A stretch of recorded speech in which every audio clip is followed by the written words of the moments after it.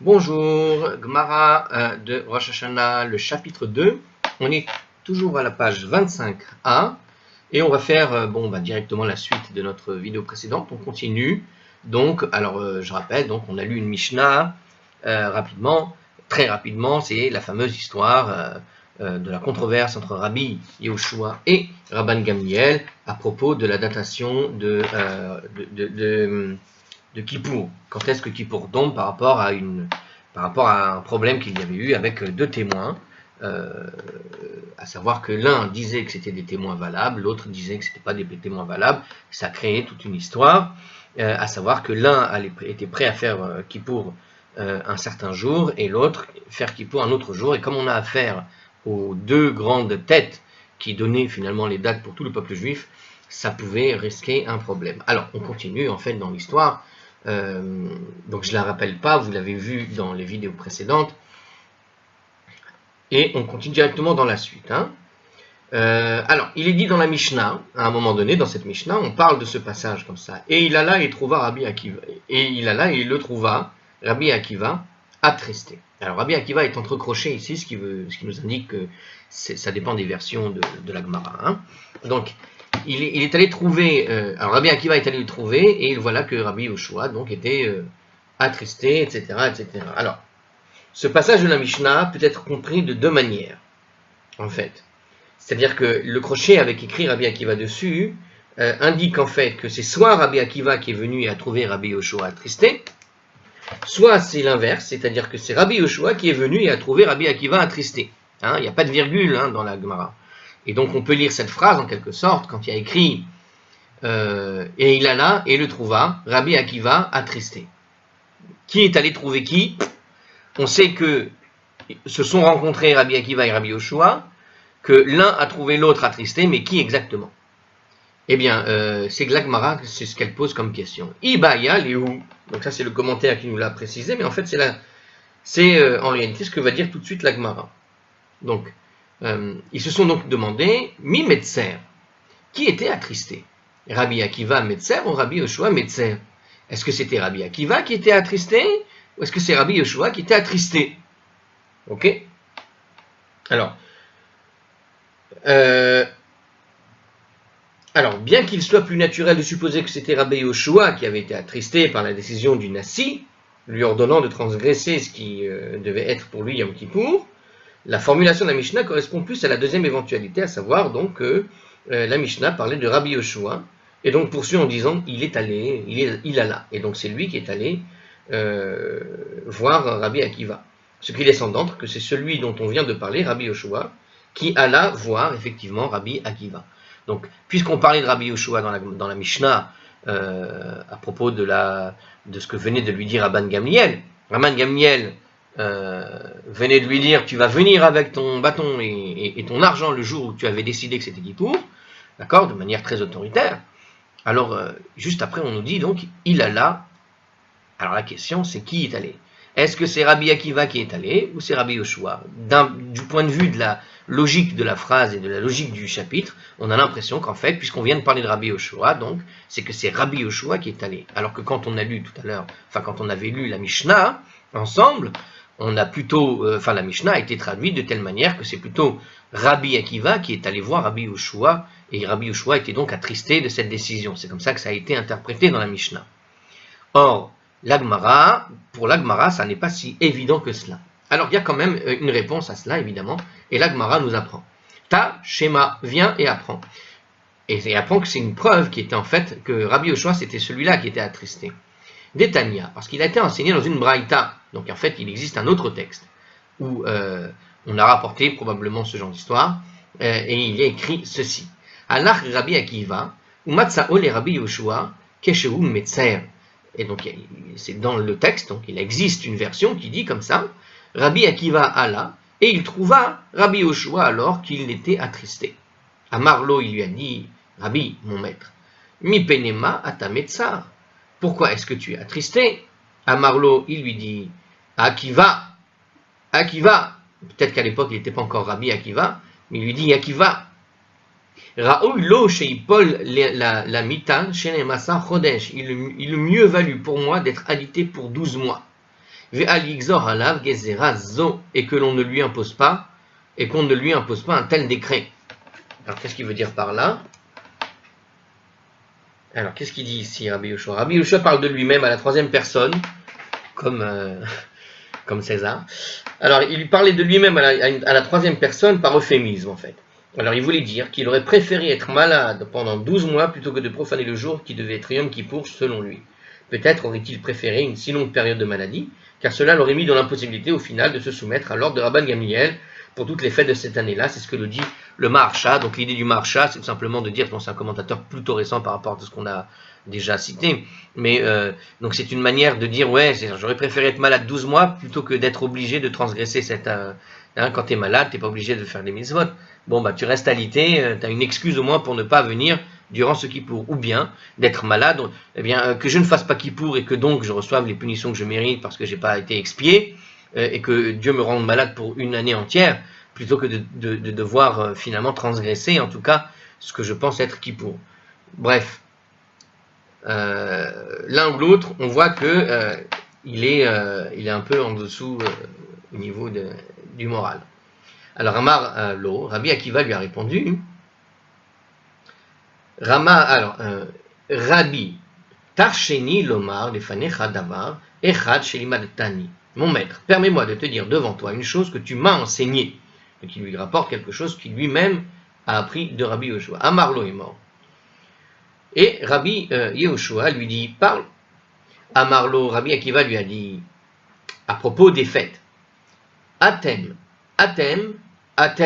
Shalosh Peramim, vous, 3 fois. Donc c'est écrit comme ça. Vous, 3 fois. Alors il parle de quoi? Il y a écrit dans notre fameuse phrase, c'est la même phrase qui a été rapportée de la Mishnah, Asher Ele Moadei Adoshem, Asher Tikriu Otam. Voici les fêtes d'Hachem, lesquelles vous les proclamerez, et elle apparaît 3 fois dans le passage qui concerne les fêtes. À savoir qu'elle apparaît au Lévitique du chapitre 23, elle apparaît au verset 2, au verset 4, au verset 37. C'est-à-dire que cette phrase-là, Ele Moadei Adoshem Asher Tikriu Otam, elle a été répétée 3 fois. Ok? Voici les fêtes d'Hachem, lesquelles vous les proclamerez. Donc il y a à chaque fois le mot Otam, les, est orthographié de manière incomplète. Soit c'est-à-dire écrit Otam, c'est-à-dire que c'est écrit avec le Vav, on le lit Otam, comme on avait déjà expliqué dans une autre vidéo. Le Otam peut se lire aussi Atem en hébreu, puisqu'il n'y a pas le Vav. Donc il manque un Vav sur le mot Otam, et donc quand tu n'as pas de voyelle, tu pourrais te tromper, et au lieu de dire Otam, tu pourrais dire Atem. Ce qui veut dire quoi? Ce qui veut dire qu'en fait, il y a un sens caché qui est celui de Atem. Le texte tel qu'il faut le lire quand on le lit, c'est bien Otam, c'est-à-dire l'article les, pour définir ce dont quoi on parle, mais en fait, on aurait pu très bien le lire Atem. Donc les 3 passages qui parlent de cela, à savoir quoi? Voici les fêtes d'Hachem, lesquelles vous les proclamerez, on peut les lire donc, lesquelles vous proclamerez, vous en particulier. D'accord? Donc on peut le lire à chaque fois Atem. Donc c'est comme si on pouvait le lire Atem au lieu de Otam. Donc c'est ce qu'on avait déjà expliqué dans un autre passage, où on a expliqué le même passage ailleurs, à propos d'une autre situation. Et ici, donc, il nous dit que 3 fois c'est enseigné, effectivement, enfin 3 fois il a été noté Otam, qui peut se lire donc Atem. Et ces 3 mentions nous indiquent quoi? Atem Afilu Shogegim, qui voudrait dire donc les fêtes que vous, le Beddin, déclarez, même si vous deviez faire une erreur. C'est-à-dire que ces moments saints qui sont déclarés comme étant saints, ils vont rester saints quand bien même ils auraient été déclarés par erreur. À partir du moment où ils sont déclarés officiellement. Je vais faire une toute petite pause. Voilà. Et donc, alors on continue. Alors le commentaire sur ce point, même si vous, le Beddin, nous dit Atzron, c'est au nom de Rashi, même si vous, le Beddin, avez cru par erreur qu'il fallait retarder le Rosh Chodesh au 31, eh bien, c'est ce que nous explique Rashi, ce que ça veut dire par erreur. Donc, par erreur, c'est même si on a choisi donc la mauvaise date. On répète ce qui était écrit dans le commentaire original. Bon, juste on sait maintenant que c'est Rashi. Donc, ce vous, alors il y a 3 vous. Donc, il va expliquer en fait chacun des vous. Donc, c'est même si c'est par erreur. Atem, le deuxième vous qu'on peut lire, hein, encore une fois, sur cette double lecture, Otam, Atem, Afilou Mezidin, même si vous le déclarez de façon délibérément, c'est-à-dire que si vous avez déclaré que Rosh Chodesh serait tel jour de manière délibérée un autre jour, donc même si c'est délibéré, donc quand bien même ce ne serait pas une erreur, mais que tu décides que Rosh Chodesh devra tomber ce jour-là et pas un autre jour, eh bien, de manière délibérée, ça veut dire, donc il y a eu 3 vous. Premier vous, c'est si par erreur. Le deuxième vous, délibérément. Alors qu'est-ce qu'il nous dit? C'est-à-dire, même si vous, le Beth Din, avez déclaré Rosh Chodesh en choisissant délibérément un jour qui n'était pas le bon, pour une raison qui vous a paru nécessaire, comme par exemple, on a expliqué plusieurs fois que, apparemment, justement, la raison qui était nécessaire, c'est d'éviter qu'on tombe avec 3 jours de Yom Tov, Yom Tov, Yom Tov, plus Shabbat, par exemple. Donc, même si vous décidez de changer au final la date de Rosh Chodesh, ça se joue sur un jour, hein, c'est-à-dire c'est soit le 30, soit le 31, rappelons. Eh bien, quand bien même c'est délibéré, ça ne pose pas de problème. Et enfin, le troisième athème, puisqu'on a dit que ce verset est répété 3 fois, ce morceau du verset, d'accord? Donc ce troisième vous, hein, les vous, hein, puisque c'est otam ou athème, eh bien, afilou, muterin, il y a écrit, et quand bien même, si vous avez été trompé. Ça veut dire quoi si vous avez été trompé, par exemple? C'est-à-dire qu'on vous a fait choisir un jour qui n'aurait pas dû être ce jour-là. De quelle manière, par exemple? Probablement avec des faux témoins. Si, par exemple, il y a écrit, ben voilà, c'est ça, c'est-à-dire c'est la différence avec par erreur. Hein, on peut se tromper par le calcul, mais on peut se tromper aussi à cause de quelqu'un qui nous a trompé, ce qui n'est pas tout à fait la petite nuance. Donc même si le Bedin a été trompé par un faux témoin, par des faux témoins qui ont prétendu avoir vu la nouvelle lune, alors que ce n'était pas la vraie, nous dit Rashi, tout simplement. Donc on peut continuer ce commentaire. Il faut noter que dans tous ces cas, la marge de manœuvre octroyée par la Torah au Bedin est limitée, en fait, eh bien c'est ce que je venais de dire, c'est cool, je dis la même chose, au 30 ou au 31, mais si le Bedin déclare un autre jour de Rosh Chodesh, sa décision n'est pas valable. Voilà, ça me paraissait surprenant, parce que si jamais tu peux dire effectivement délibéré par erreur, enfin tu as quand même une marge qui n'est que de 2 jours, hein, c'est soit le 30, soit le 31, tu vas déclarer Rosh Chodesh, mais tu ne vas pas déclarer le 15 par exemple, du mois, donc c'est un peu, voilà. Donc tout le monde est obligé de se conformer aux dates des fêtes déduites, des jours de Rosh Chodesh fixés par le Beth Din. Même si quelqu'un sait que le Beth Din s'est trompé, eh ben, il est obligé de se baser sur ces dates, car c'est une prérogative qui n'a été accordée qu'au Beth Din par la Torah. Et celui qui nous a ordonné de respecter les fêtes, et celui qui nous a ordonné de nous appuyer sur les décisions du Beth Din, comme il est dit, lesquels vous les proclamerez dans la Torah. Donc, c'est ce que voulait nous le dire. Ça, c'est Rambam, une parole de Rambam. En gros, il faut bien comprendre qu'au fond, le Beth Din a la primauté dans les décisions, et sa primauté vient de la Torah elle-même. C'est-à-dire que, à partir du moment où il y a un tribunal, que ce tribunal prend les décisions, celui qui donne le pouvoir de prendre ces décisions, c'est la Torah, et si la Torah lui donne ce pouvoir, c'est pour pouvoir décider justement d'un jour ou un autre par rapport à certaines marges. Alors évidemment, ce n'est pas non plus une décision n'importe laquelle. Il y a des marges de manœuvre. Ici, en l'occurrence, la marge de manœuvre, on avait dit que c'était entre 30 et 31, c'est-à-dire au moment de Rosh Chodesh. Voilà, bon, puisque c'est la Torah qui te donne l'obligation de faire Rosh Chodesh, et que c'est la Torah qui donne la possibilité de changer en quelque sorte, ou de choisir le jour précis que veut faire démarrer Rosh Chodesh, eh bien la Torah, c'est comme si c'est la Torah, par le biais du Beth Din, qui vient de déclarer Rosh Chodesh, même si ce n'est pas exactement celui qu'on aurait trouvé par le calcul. Donc voilà.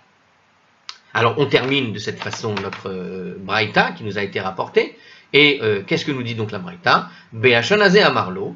Rabbi Yehoshua lui a dit alors les paroles suivantes. Akiva, nichamtani, nichamtani. Akiva, tu m'as réconforté, tu m'as réconforté. Alors il a répété 2 fois nichamtani, nichamtani. Alors c'est intéressant parce que ça voudrait dire, alors j'ai pas lu le commentaire mais tu sens le problème, c'est fin, il y a nichamtani, il l'a dit 2 fois.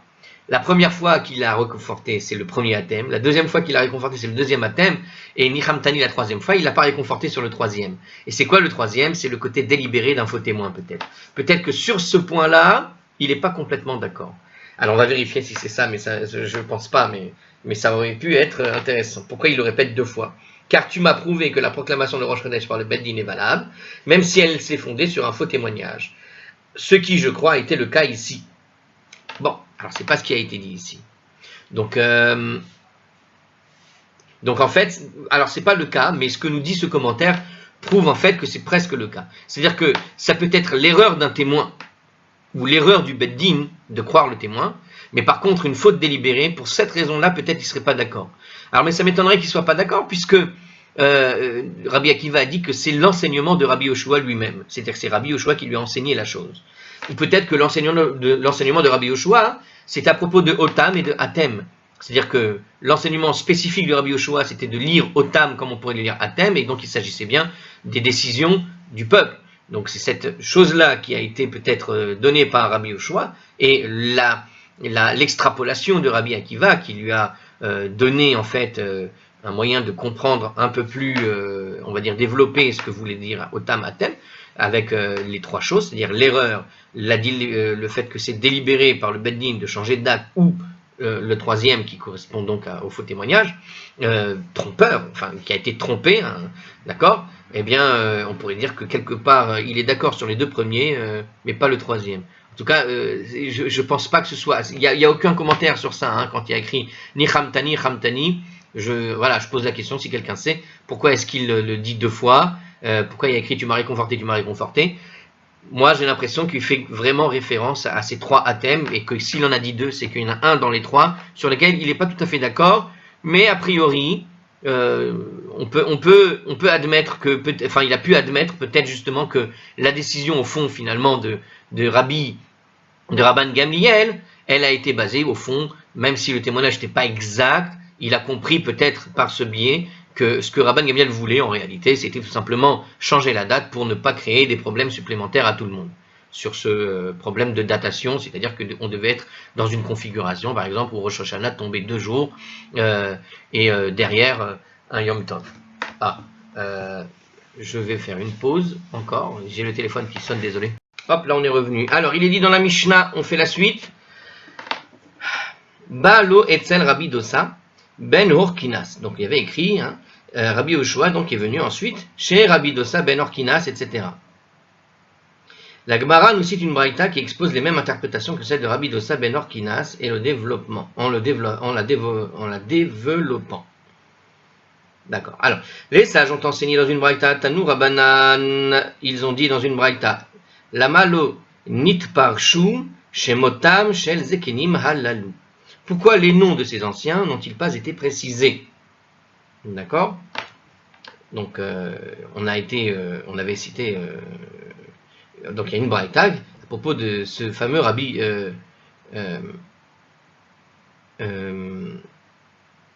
donc c'est, attendez, quel rapport avec Rabbi Dosa pour le coup?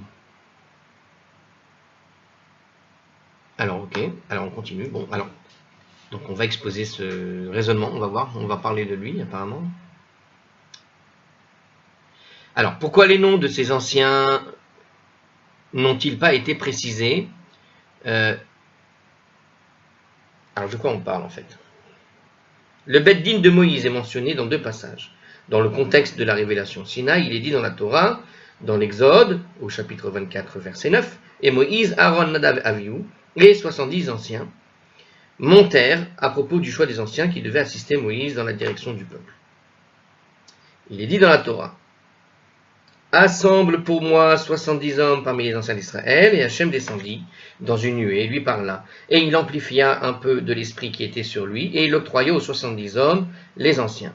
Mais 2 hommes étaient restés dans le camp. Le nom de l'un d'eux était Eldad et Médad. Ah oui, on avait parlé de cela. Et l'esprit reposa sur eux, et ils étaient parmi ceux qui avaient été inscrits, qui n'étaient pas sortis vers la tente. Alors, on a donc ici plusieurs groupes. On a le premier groupe d'anciens où seul Moïse, Aaron, Nadav et Avihu ont été nommés explicitement. Et dans le second groupe, les 2 groupes étaient composés de différents anciens. Et là-bas, seuls Eldad et Médad ont été nommés explicitement dans la Torah. Donc le Tana pose la question, en fait, pourquoi le nom de presque tous les anciens n'ont pas été précisés dans la Torah, sauf ces deux-là et les autres. D'accord, ok. Alors attendez, je vais voir. Oui, c'est ça. Alors c'était, voilà, c'était. D'accord. En fait, on réagit tout simplement à la suite de la Mishnah. J'avais oublié, effectivement, qu'il y avait écrit, je répète la Mishnah rapidement, hein, qui a été établie depuis Moïse, et nous devrions reconsidérer chaque tribunal. D'accord, c'était quand Rabbi Yeshua est allé voir Rabbi Dosa, et qui lui a dit qu'on aurait dû reconsidérer chaque tribunal depuis Moïse jusqu'à nos jours, parce qu'il est dit, et Moïse monta avec Aaron, Nadav et Abihu et 70 des anciens d'Israël, etc. Or, les noms des 70 anciens n'ont pas été mentionnés explicitement. Voilà, c'est pour nous apprendre donc que chaque fois que 3 juges ont été établis comme tribunal sur Israël, c'est comme si c'était le tribunal de Moshe Rabbeinu lui-même en personne. Et il a convaincu comme ça Rabbi Yoshua a été convaincu comme ça par ces paroles-là. Ok, d'accord. Ok, j'avais perdu le contexte en fait, tout simplement. Donc effectivement, donc Rabbi Yoshua, il est revenu en fait chez Rabbi Dossa ben Orkinas, et il lui a donc parlé une deuxième fois en quelque sorte, puisqu'il avait parlé 2 fois. La première, c'était sur le problème donc des faux témoins, puis la deuxième, c'était donc sur... attendez, je revois encore. C'est bien ça, elle est longue, la Mishnah en question. C'est ça, il est allé donc lui parler 2 fois. Une fois avant qu'il y ait eu le problème du bâton et de l'argent le jour de Kippour, et une fois après. Très bien. Alors donc les sages donc ont enseigné dans cette braïta, justement, puisque on avait écrit dans cette Mishnah qu'il a été cité la fameuse histoire des 70 anciens qui n'ont pas été cités explicitement. Donc voilà une braïta qui complète un peu cet enseignement en quelque sorte. Et donc on a vu que les seuls noms des gens qui ont été précisés dans la Torah, c'était donc on avait dit Aaron, Nadav, Avihu, et donc Moshe évidemment, et Eldad et Medad dans un autre groupe. Alors pourquoi justement ils n'ont pas été nommés tous les anciens? Shelo Yomar Adam, c'est pour que personne ne dise, quand on parle d'un tribunal, dans son époque, Peloni ke Moshe ve Aaron, un tel il est comme Moshe et Aaron, Peloni ke Nadav ke Avihu, et celui-là, est-ce qu'ils sont comme Nadav et Avihu? Peloni ke Eldad ou Medad, celui-là, est-ce qu'il est comme Medad ou Medad? Bien sûr que non. Alors c'est pourquoi je n'ai pas à me soumettre à son autorité en ne citant pas explicitement le nom des autres juges du Beth Din de Moïse, tout simplement. La Torah détourne cette critique éventuelle, car même si tel juge contemporain n'a pas l'envergure de Moshe, d'Aaron et de ceux dont le nom nous est connu, peut-être qu'il y a le niveau de l'un des autres anciens qui n'ont pas été nommés. Donc l'idée, voilà, en gros, on a cité, ceux qui sont cités dans la Torah ont effectivement un niveau extraordinaire, et c'est vrai que à chaque génération, son tribunal particulier, avec les composantes particulières de ce tribunal. Et il va se passer que des fois, tu as des gens qui ne sont pas forcément au niveau. En tout cas, on est sûr qu'ils ne sont pas au niveau de Moshe, qu'ils ne sont pas au niveau d'Aaron, qu'ils ne sont pas au niveau de Avihu, de Nadav, de Eldad ou de Medad. Alors justement, on n'a pas cité les autres pour pas qu'on vienne dire, mais ils ne sont pas au niveau des... On ne sait pas comment ils s'appellent. Donc justement, comme on ne sait pas comment ils s'appellent, ça permet de ne pas avoir ce type de réflexion qui vont dénigrer finalement le Beth Din de l'époque en disant avant c'était mieux avant. Voilà, souvent comme ça on dit, avant c'était mieux, avant ils étaient plus forts, etc. Donc l'idée c'est d'empêcher ce type de réflexion. Alors on continue notre braïta, on vient de faire un commentaire qui venait de Rashi en fait. Alors Ve'omer, et de plus il est dit dans un verset, Vayomer Shemuel el Aram Hashem, Asher Asa et Moshe et Aaron, et Samuel a dit au peuple, Hachem qui a fait Moïse et Aaron. Alors qu'est-ce que ça veut dire ça? C'est dans le livre de Samuel 1 au verset 12 et 6. Donc justement, qu'est-ce qu'il nous dit ici? Ve'omer, donc, et Samuel a dit au peuple Hachem qui a fait Moïse et Aaron, Ve'omer, et il a dit, Vaishlach Hachem et Yerubaal ve'et Bedan ve'et Yiftach, et il est dit, et Hachem envoya Yerubaal et Bedan et Yiftach et Samuel. Alors, donc, dans ce verset, le verset 6, et un peu plus loin, le verset 11, dans le chapitre 12 de Samuel 1, donc dans ces versets, qu'est-ce qu'on voit? Samuel rappelle au peuple quel miracle le Saint béni soit-il a accompli pour eux au cours des années par l'intermédiaire des 6 dirigeants qu'il mentionne. On a mentionné ici 6 dirigeants qu'on ne connaît pas forcément, puisqu'il a envoyé ici, donc Yerubaal, Bedan et Yiftach et Samuel. Donc, on a d'autres dirigeants ici. Alors, Yerubaal, c'est Gidron. Qui est donc Yerubaal? Il s'avère que c'est Gidéon, celui qu'on appelle Gidéon. D'accord? Dont le règne est relaté dans le livre des Juges, au chapitre 6 et 8, pour ceux qui veulent savoir, le fameux Gidéon dans le livre des Juges. Velaman ikrashemo Yerubaal, et pourquoi est-ce qu'on l'a appelé Yerubaal, au lieu, pourquoi ne pas l'appeler Gidéon? Sherasa meriva et im Habbaal. Parce qu'en fait, c'est celui qui a fait une querelle avec l'idole nommée Baal, c'est lui qui s'en est débarrassé. Alors on va raconter un peu l'histoire ici. Donc dans le livre des Juges, si vous regardez au chapitre 6, entre les versets 25 et 28, on raconte que Gidéon a détruit l'autel du Baal qui appartenait à son père. Il l'a donc appelé Yerubbaal.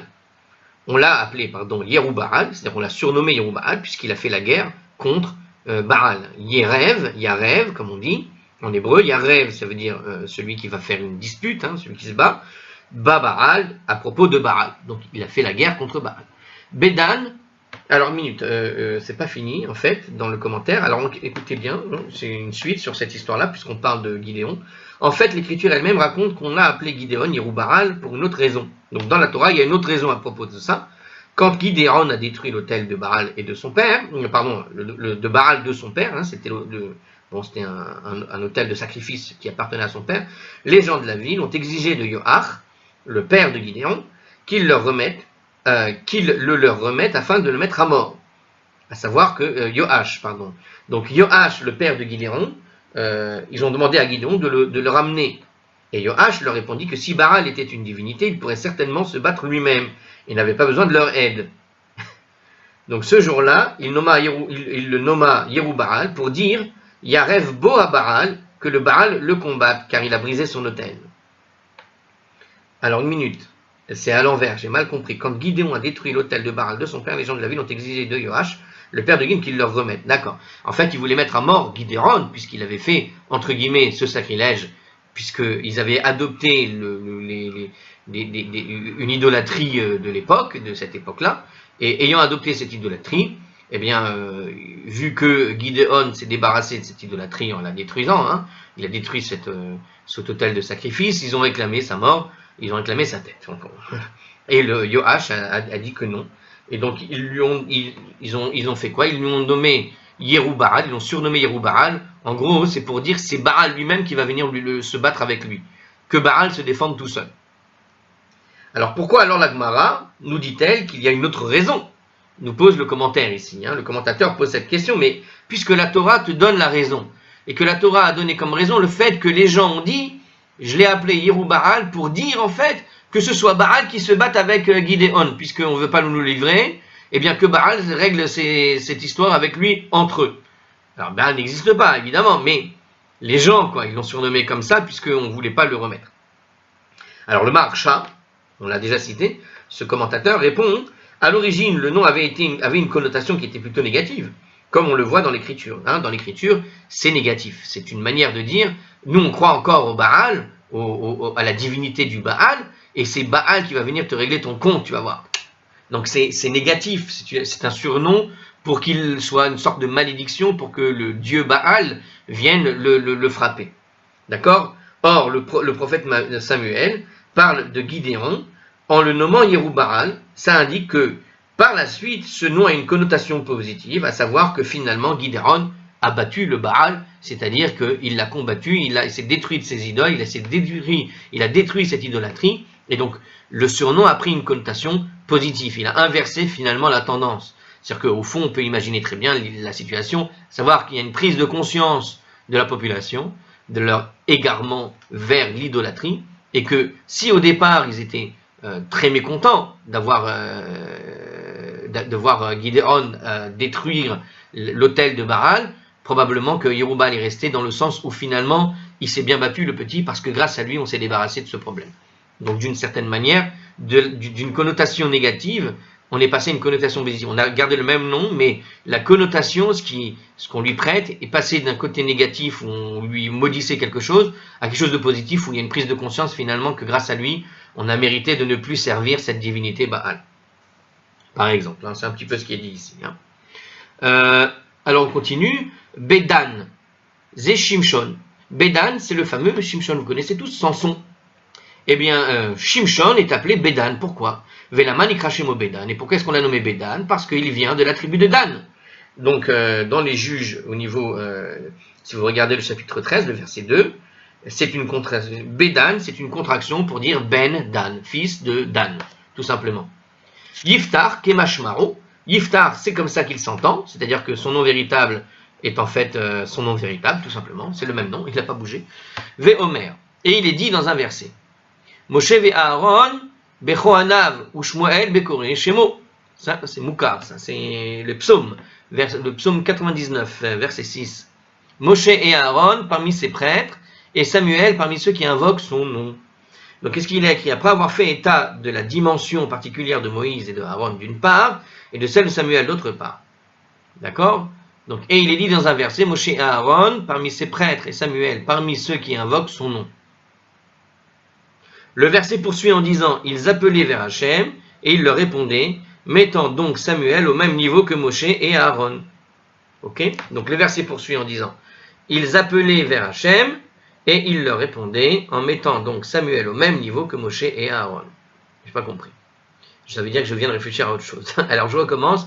Après avoir fait état de la dimension particulière de Moshe et d'Aaron d'une part et de celle de Samuel d'autre part, le verset poursuit en disant quoi? Ils appelaient vers Hachem et ils leur répondaient, mettant donc Samuel au même niveau que Moshe et Aaron. Donc on parle de ces prophètes qui n'ont pas besoin d'attendre d'aller dormir pour faire un rêve et que Dieu leur parle. On parle de prophètes qui, quand ils parlent à Dieu, Dieu répond. Il n'y a pas besoin d'attendre d'être appelés. Eux, ils parlent et voilà, il y a une réaction de Dieu. Shekal Akatouv, donc il y a ici, c'est ce qu'il voulait nous dire ici, donc quand il y a écrit Ushmuel Bekore Shemo, Moshe et Aaron parmi ses prêtres et Samuel parmi ceux qui invoquent son nom, pour nous mettre en fait Moshe et Aaron au même niveau que Samuel. Donc Samuel est censé être un meilleur prophète que Samuel, que Moshe et Aaron ici, c'est Moshe et Aaron ensemble qui équivaut à Samuel parmi ce qu'on voit là. Shekal Akatouv, Shelosha Kale Olam, Keshlosha Hamore Olam. L'Écriture a comparé 3 des dirigeants du peuple, les moins importants, avec 3 des dirigeants du peuple, les plus importants. Ah, donc en fait, on voit quoi? Que quand on parle d'un tribunal, tout simple, dans les versets précédents de Samuel 1, le verset au chapitre 12, 8 et 11, 3 des dirigeants les moins importants du peuple sont Yerubbaal, Bedan et Iftar. Donc on a 3 dirigeants qui ne sont pas de grands prophètes, qui sont juste stam, des gens simples. Même s'ils ont été grands, on parle quand même de quelqu'un qui est le fils de quelqu'un qui faisait par exemple des idoles, de Baal. Alors il a détruit les idoles, bravo. Mais bon, c'est pas Moshe, hein, d'accord, on les comprend. Donc on n'est pas dans les niveaux extraordinaires. Samson, c'est pas non plus. Alors c'est quelqu'un de très fort, d'accord, mais du point de vue, donc c'était un nazir, c'était quelqu'un qui avait promis de ne pas couper ses cheveux. Mais bon, à part ça, entre nous, et puis ça s'est pas bien terminé toute cette histoire, puisqu'il a finalement confié son secret, qu'ils lui ont coupé les cheveux, et qu'à la fin, bon, c'était surtout un guerrier. Donc on parle de 3 personnages qui ne sont pas les plus extraordinaires, les plus importants de la Torah, c'est pas Abraham, Isaac, Jacob, etc. Donc, et on les a comparés avec les 3 grosses pointures que sont Moshe, Aaron et Samuel. Alors qu'est-ce que ça nous dit? L'Omar, Lecha, pour te dire que Yerubbaal, Bedoro, Kemoshe, Kedoro. En fait, Yerubbaal, dans sa génération, il est comme Moïse dans sa génération. C'est pas que il est équivalent à Moïse. Yerubbaal, il aurait vécu avec la génération de Moïse. Il n'est pas grand-chose. Mais Yerubbaal, dans sa génération, il est comme Moïse. Alors évidemment, si Moïse était là, ok, mais Moïse n'était pas là. Mais il était mort depuis déjà 300 ans. Donc, c'est ça l'idée. À partir du moment où dans une génération donnée, on a quelqu'un de grand, ce quelqu'un de grand, il doit être comparé à celui de sa génération, comme Moïse dans sa génération. Bedan, Bedoro, qui est Aaron, Bedoro. Donc Bedan, en fait, dans sa génération, il est plutôt comme Aaron dans sa génération. Et Yiftach, Bedoro, qui est Shemuel, Bedoro. Et Yiftach, dans sa génération, il est comme Samuel dans sa génération. La Medecha, Shafilukal, Shebekalin, pour t'apprendre ceci, que même l'homme le plus insignifiant des insignifiants, le plus bas des tout bas, plus léger des légers, si on traduit correctement, Venit mana parnas à la tzibur, et il a été nommé comme dirigeant de la communauté. Harehu ke abir shebe abirim, il est comme le plus digne des dignes. Alors, le terme employé par cette braïta indique en fait que l'on parle d'un homme qui était digne d'être nommé à ce poste, et que sa nomination s'est faite légitimement, sans corruption, ni vice de forme, ni rien. Donc on parle de quelqu'un qui est simplement nommé pour la dignité qu'il possède, c'est-à-dire que c'est quelqu'un de bien, c'est quelqu'un de bonne midot, c'est quelqu'un de bonne famille, et il l'a fait, il n'y a aucune raison d'avoir un soupçon qu'il ait pu obtenir son poste de manière tordue, vraiment légitime on parle. Et il est dit donc qu'il est comme le plus digne des dignes, sous-entendu. Par conséquent, quand il va émettre un décret, puisqu'il est le plus digne des dignes, quand il émet un décret, les membres de sa communauté doivent se soumettre à sa décision. Il est le chef de la communauté, le dirigeant. Pour le Maharsha, encore lui. Le plus insignifiant des insignifiants fait aussi allusion à Iftar, qui était en fait le moins important des 3 dirigeants en fait. Insignifiant, Donc il était parmi les 3 dirigeants insignifiants dont il est question dans ce verset, il est l'insignifiant des insignifiants. Donc en particulier Iftar, il est le plus insignifiant des insignifiants. Donc on parle de Iftar, puisque les 3 sont insignifiants devant Moshe Aaron et Samuel, mais les 3 qui sont insignifiants, c'est-à-dire Baal, Bédan et Iftar, eh bien Iftar est l'insignifiant des insignifiants. Et malgré tout, c'est son autorité qui, dans sa génération, n'est pas plus basse que celle de Samuel, qui était donc le plus important des importants dans ce qu'on a un peu expliqué là-bas tout à l'heure, puisqu'on a dit que Samuel équivaut quasiment à Moshe et à Aaron quand on a lu le verset des psaumes. Alors on continue. Et de plus, il est écrit, regardez ce qu'il est écrit ensuite. Hein. La vidéo va être un peu longue, mais on ne peut pas arrêter au milieu de tout ça. Alors, où va-t-on? Et il est donc venu, El HaKohanim HaLeviim, vers les prêtres et les Lévites, Ve'el HaShofet HaSher Beyamim Hahem, d'accord? Pardon, c'est au futur. Et tu viendras chez les Kohanim et les Lévites, et chez le juge qui sera en ces jours-là. Pourquoi le verset précise-t-il qu'il sera en ces jours-là au futur? Vechi, alors ils te disent quel verset c'est, oui. Alors on y va, dans le Deutéronome, au chapitre 17, le verset 9, habituellement quand une braïta prouve un point en s'appuyant sur 2 sources de l'écriture ou plus, la Gemara explique en quoi chacune des preuves est nécessaire.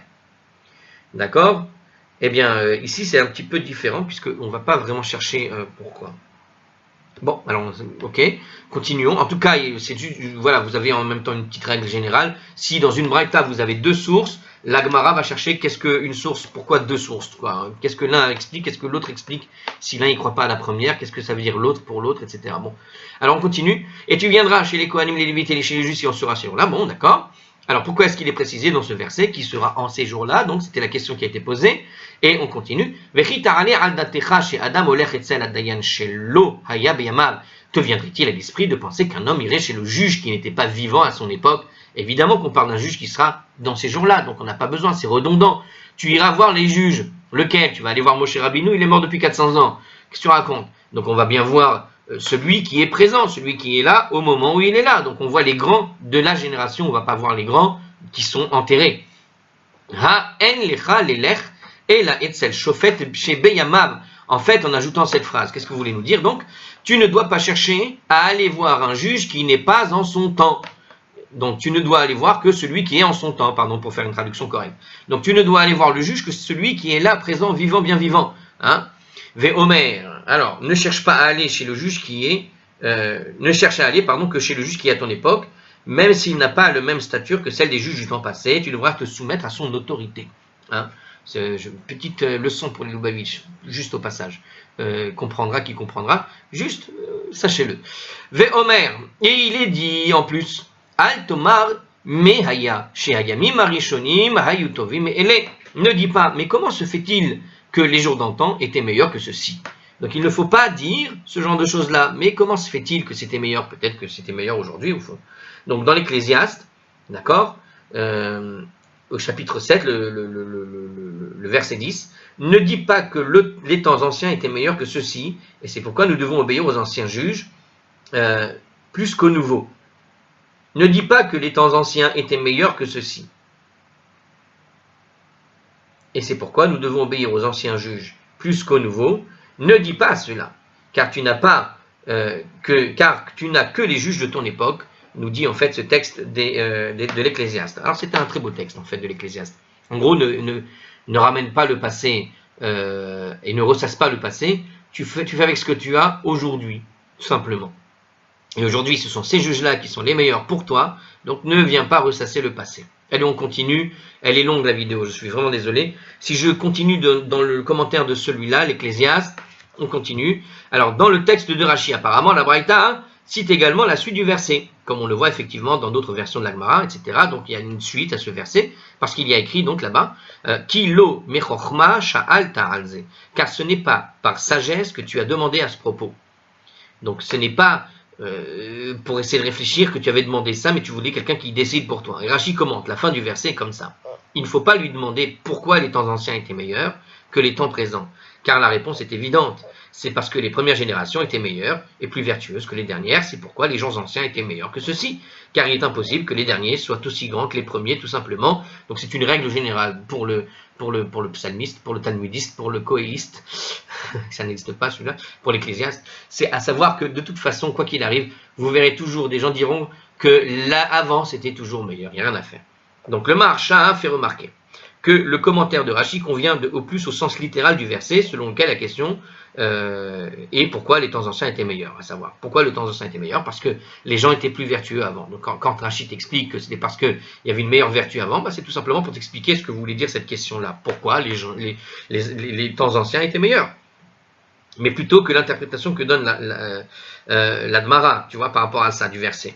À savoir que c'était pour nous enseigner à propos des juges qu'on a sur le moment, quoi. Il ne faut pas aller interroger les juges du passé, mais on interroge les juges d'aujourd'hui.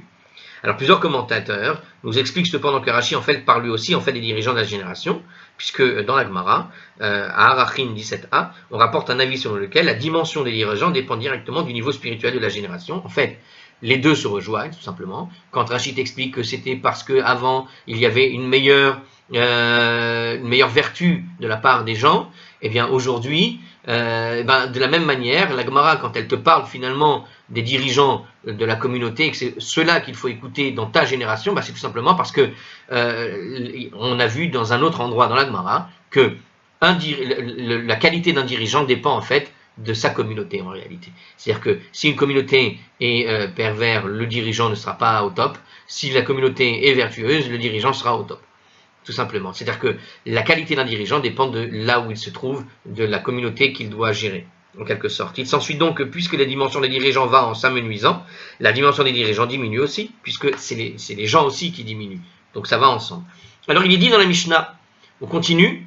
Alors on a fini cette braïta et on revient sur notre Mishnah. Donc dernier passage, la vidéo est très longue, je suis vraiment navré, mais on va finir parce que c'est là qu'on va terminer le chapitre 2. Il est donc dit, Natal Makelo ou Me'otav Beyado. Rabbi Yehuda a pris sa canne et son argent. Et il est donc allé à Yavne chez Rabban Gamliel le jour de Kippour qui tombait d'après son coin. La Gemara rapporte une braïta qui décrit cette rencontre. Tanou Rabbanan, les sages ont enseigné dans une braïta, Kevan Shera Auto, quand Rabban Gamliel vit Rabbi Yoshua, Aman Mikiso Unshako al Rocho, il se leva de son siège et embrassa Rabbi Yoshua sur la tête. Amarlo Rabban Gamliel lui dit alors, Shalom Alecha Rabbi ve Talmidi, paix sur toi mon maître et mon disciple, Rabbi, Shelimad Tani Torah Berabim, mon maître car tu m'as appris la Torah en public, ve Talmidi Sheani Gozer Alecha Gezera ve Ata Mekayema Ketalmid, et mon disciple car j'ai décrété à ton encontre un décret et tu l'as accompli comme un disciple. Chez Hagedolim, alors Ashre Ador chez Hagedolim, Nishmarim la Ketanim. Heureuse est la génération où les grands se soumettent aux petits. Kal Vachomer Ketanim la Gedolim. Alors à plus forte raison, les petits aux grands. Donc c'est un petit peu la même chose qui avait été dit dans la Mishnah, mais avec quelques petites nuances sur le passage où il lui dit justement que tu as agi comme tu es à la fois mon maître et mon disciple, à la fois mon disciple et mon maître. Donc là, il y a une petite différence. Alors la petite différence est sur l'idée qui m'a appris la Torah en public. Alors on y va. La Gadot Yavetz affirme ne pas avoir trouvé dans le Talmud un passage où l'on voit Rabbi Yoshua enseigner à Rabban Gamliel la Torah en public.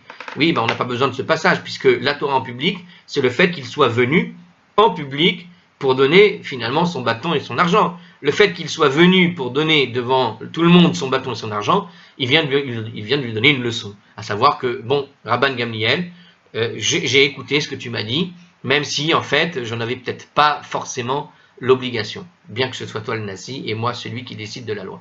Donc quelque part, il lui a appris quelque chose. Il lui a appris, d'ailleurs il y a une histoire sur Rabban Gamliel beaucoup plus tard, où on dit que Rabban Gamliel avait été justement chassé quelque part un peu plus tard, à cause de ça, et on y a placé à la base Rabbi Eliezer, la fameuse histoire que vous avez dans la Gada avec Rabbi Eliezer, si je me trompe pas, c'est que Rabbi Eliezer, en fait, il avait été installé à la place de Rabban Gamliel à cause de cette histoire-là, parce qu'il lui avait fait honte en public à Rabbi Yoshua.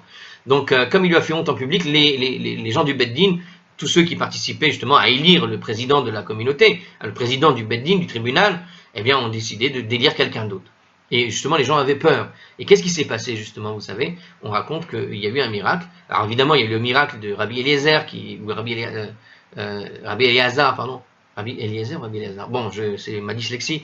En tout cas, le rabbin il était tout jeune, il avait 18 ans, et voilà que sa barbe a blanchi comme s'il avait 70 ans. C'est la fameuse histoire de la Haggadah. Mais la suite de cette histoire, c'est que, justement, qu'est-ce qui s'est passé? C'est que Rabban Gamliel, les gens avaient très peur de la réaction de Rabban Gamliel. C'est-à-dire que, voilà que Rabban Gamliel, en fait, est arrivé. Il s'est fait remplacer, il s'est fait jeter. Il s'est fait jeter, et on lui a mis à la place qui? Un petit genou de 18 ans. Et c'est pour ça que Rabbi Eliezer disait, me voilà avec une barbe de 70 ans, sous-entendu, me voilà qu'on me nomme à une place où j'aurais dû avoir une barbe de 70 ans. Alors il y a eu le miracle où pendant la nuit, il a eu la barbe de 70 ans, mais le miracle c'est aussi le fait qu'il ait été choisi lui, un petit genou de 18 ans. Alors c'était un génie, hein, mais quand même, c'est une leçon qui a été donnée à Rabban Gamliel, mais ils avaient peur de la réaction de Rabban Gamliel. Comment Rabban Gamliel allait apprendre? Comment Rabban Gamliel allait réagir? Parce que c'est pas évident d'enlever celui qui est en place, en poste depuis autant d'années, qui a comment dirais-je, un caractère très dur, un caractère difficile, puisqu'on l'a vu avec l'histoire de Rabbi Yoshua. Et voilà qu'il arrive, et voilà qu'est-ce qui s'est passé, il y a eu un miracle. Rabban Gamliel, alors il y a un miracle, c'est pas un miracle, c'est une leçon justement. Qu'est-ce qu'a fait Rabban Gamliel? Il est venu, il s'est assis, et il a écouté le cours de Rabbi Eliezer comme si de rien. Alors à la suite de ça, évidemment, ils lui ont redonné sa place, ils ont partagé la place, une fois l'un, une fois l'autre, pour siéger au tribunal. Bon, soit Rabbi Eliezer, soit Rabban Gamliel. Maintenant, ce que veut nous dire cette histoire-là, regardez, dans notre Braïta, on vient de dire que dans cette Braïta, Rabban Gamliel a dit « Paix sur toi mon maître et mon disciple, car tu m'as appris la Torah en public ». Eh bien, on peut voir quoi? On peut dire que d'une certaine manière, la leçon qu'a reçue Rabban Gamliel, c'est être capable finalement de s'écraser et d'accepter l'autorité. Eh bien, malgré l'importance qu'il avait. C'est-à-dire que Rabbi Yoshua est un homme très important. Et malgré tout, il est venu et il agit comme un disciple. Et qu'est-ce qu'a fait Rabban Gamliel? Justement, il a appris une leçon de ça. Et c'est exactement ce qu'il va apprendre. Et c'est ce qu'il va appliquer comme leçon après la Torah. En public, eh bien, quand Rabbi Eliezer a été choisi à sa place pour le destituer, qu'est-ce qu'a fait Rabban Gamliel? Il est venu publiquement, il s'est assis dans un endroit, dans un coin, et il a écouté le shiur comme tout le monde. Et les gens ont apprécié cette chose-là. Et justement, c'est vraiment ce que nous dit cette braïta. Mon maître, car tu m'as appris la Torah en public. Et voilà la leçon qui a été apprise en quelque sorte. Alors oui, on a trouvé nulle part dans la Gemara un passage où il a appris une leçon, mais elle est là la leçon. Alors on continue. Vetalmidi she'ani gozer alecha gezera ve'ata mekayema ketalmid. Et mon disciple, car j'ai décrété à ton encontre un décret et tu l'as accompli comme un disciple. Et il continue. Heureuse est la génération où les grands se soumettent aux petits.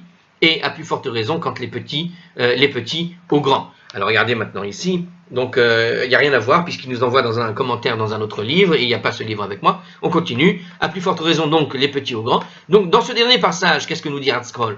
Rabban Gamliel semble dire qu'une génération où les petits se soumettent aux grands est encore plus louable. C'est pourquoi la Gemara pose la question. Alors il pose cette question justement, Kalva Chomer, Chiyuvahu. Mais comment ça à plus forte raison? Mais c'est une obligation élémentaire. C'est aux petits d'écouter ce que disent les grands. C'est pas les grands qui vont écouter les petits de base.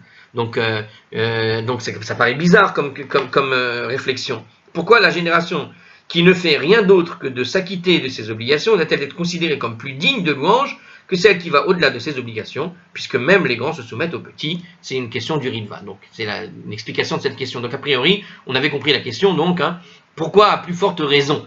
Est-ce que ce ne devrait pas être à plus forte raison? C'est une obligation. C'est quand tu as des enfants dans une classe et tu as des professeurs, qui va écouter le shiur? C'est pas le professeur qui doit écouter ce que racontent les enfants. Les enfants ne savent pas, ils sont là pour apprendre. Donc c'est aux enfants de se taire et d'écouter ce que dit le professeur. Ça paraît logique. Donc ce sont les petits qui doivent écouter. Or il nous dit ici, heureuse est la génération où ce sont les grands qui se soumettent aux petits.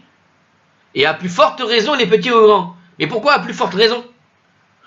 Pourquoi à plus forte raison? C'est normal que ce soit les petits qui écoutent. Alors, heureuse la génération où les grands savent un peu rabaisser le caquet, mais c'est logique que le petit rabaisse son caquet pour écouter ce que disent les grands. C'est la logique pure de ce qu'on appelle une échelle normale de hiérarchie entre un professeur et un élève. Alors, la Gemara répond, en fait, voici comment il fallait comprendre ce que disait en fait Rabban Gamliel. Mitor chez Agedolim Nishmarim la Ketanim, parce que les grands se soumettent à l'autorité des petits.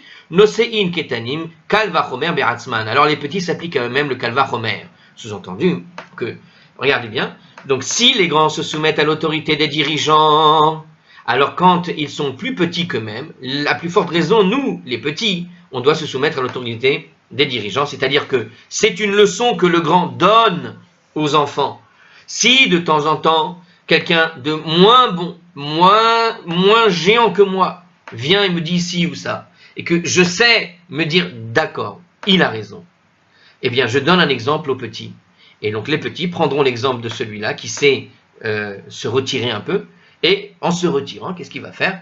Eh bien, il va prendre une leçon, le petit va prendre effectivement une leçon. Si déjà je vois que le grand peut être capable de prendre une leçon des petits, alors moi, petit, à plus forte raison, j'ai appris effectivement qu'il faut savoir se soumettre aux dirigeants quand il est encore plus grand que moi.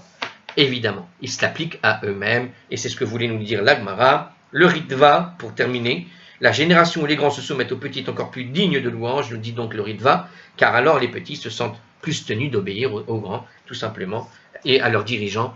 Et bien voilà, nous venons de finir le chapitre 2, et comme à chaque fin de chapitre, qu'est-ce qu'on va dire? Nous reviendrons vers toi, Ein Einan Makirin, c'est-à-dire le début de la Mishnah de ce chapitre 2, un de ces jours, on reviendra sur cette Mishnah, il y a tellement de choses à apprendre à l'intérieur, qu'il n'y a pas de raison qu'on ne réapprenne pas d'autres choses si on ne les a pas oubliées, et même si tu ne les as pas oubliées, tu as encore d'autres choses, d'autres points. Je vous rappelle que je vous ai donné parfois, toujours, il y a des passages où je vous renvoie sur des commentaires ailleurs. Et bien, ces commentaires-là, on ne les a pas lus. Et bien, sachez qu'il y a encore 1000 choses à apprendre. Et c'est ce que veut dire tout le temps à la fin de la Gemara. On reviendra vers toi. À la prochaine, chers amis. Chapitre 3, la semaine prochaine.